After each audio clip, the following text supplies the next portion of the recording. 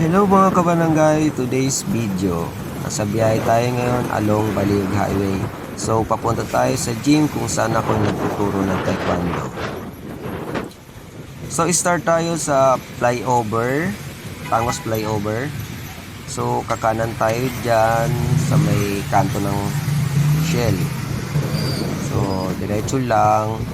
Then sa mga nagmumotor, lagi tayong magsusot ng helmet para iwas aperya.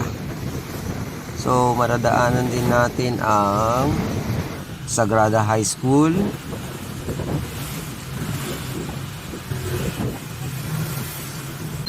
And then next landmark natin yung Sagrada Familiar Hospital.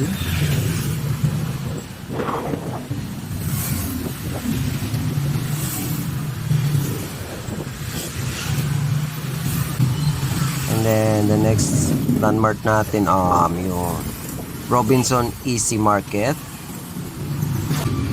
And diretso lang din. Then sa kanto dyan, yan ang Ronron Market. Dyan mga namamalengke ang mga taga-Tangos. So diretso lang din. So makikita din natin yung apat na malalaking tangke ng silo.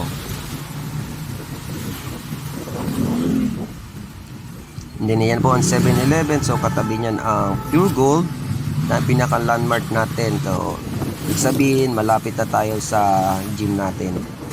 So kakanan tayo dyan, makikita natin ang signage ng Cartos Gym. Yan po yung signage natin. So itong area na to, ito po ang Nieto Street. Diretso lang din. So nadyan po ang building natin. Yan po pinaka-building natin. Then yan po ang parking area ng building, and park tayo. Ito po ang second floor, dyan po ang Cartos Gym. Then the third floor, yan ang Semeda. So panik tayo, let's go. Ayan, dyan po sila coach. So may wall painting tayo.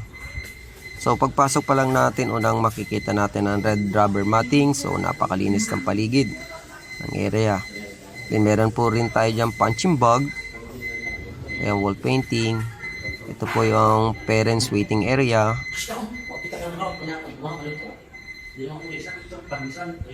Then meron din po tayo dyan locker. Then hiwalay po ang CR ng babae at lalaki.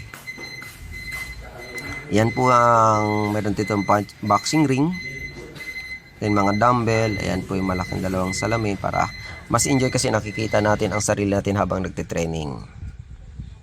Thank you for watch. Like and follow. Bye-bye.